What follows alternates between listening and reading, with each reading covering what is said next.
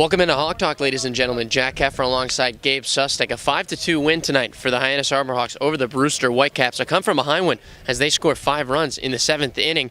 And we have to start with John Gavin, who pitched 5 strong innings tonight, struck out 5, and he only gave up 2 hits on 2 earned runs, those all coming in the first inning of play. Yeah, and at one point he sat down 13 straight, so he had one of his fantastic starts that you saw early on in his starts up here, and he was great. He kept Hyannis in, especially against a team that he pitched once before, and he held them to only those 2 runs that he struggled with 2 outs in that first inning.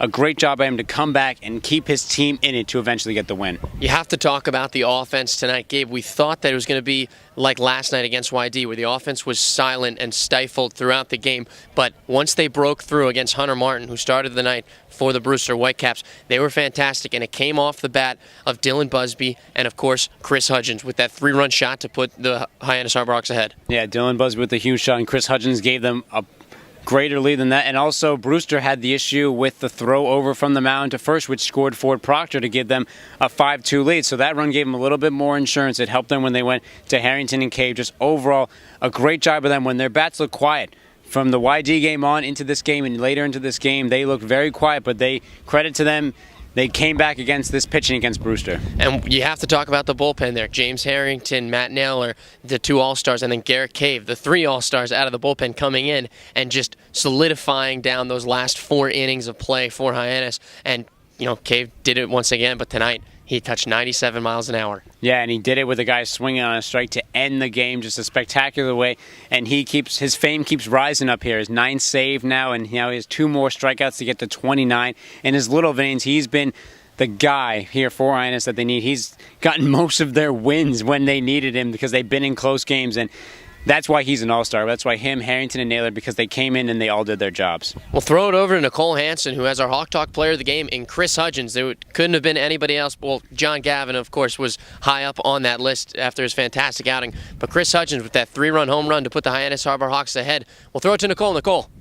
Well, I'm here with our Hawk Talk player of the game, Chris Hudgins. Hunter Martin was a little bit tough for some of the team to get to, but you were able to get 2 hits off of him earlier in the game. What were you really doing up there to be able to get through him? Just trying to put the ball in play. Yesterday was kind of a rough day, going 0 for 3 with 3 strikeouts, so definitely just trying to see the baseball all the way. You kind of started off that comeback or put Hyannis ahead in that inning with your 3-run home run. Shown a lot of power recently with a couple other big shots. What have you been really working on to be able to tap into that power? Not really working on to get more power. It's just staying the ball all the way, staying short, just a good swing on the ball, and it will travel. And John Gavin, being able to follow him, both be his teammate in Cal State Fullerton and here, what did you really see from him over the plate today, who did a fantastic job on the mound? Well, his changeup was all over the zone, making guys swing and miss, chase, and his fastball established the inside part of the half, so he was doing real good. Lastly, struggled against Brewster a lot throughout the season, but finally got that win. What's it like to finally get that one win against them? I'm not going to lie, it felt good. Usually they have our number, it seems like, and today turned around, so it was a good win for us. All right, great. Thanks so much. Back to you guys.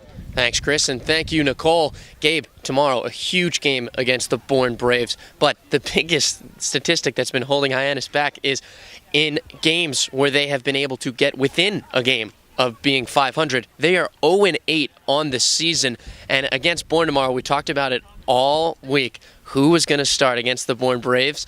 Coley Bowers is going to start tomorrow's night's contest at Dorn Park.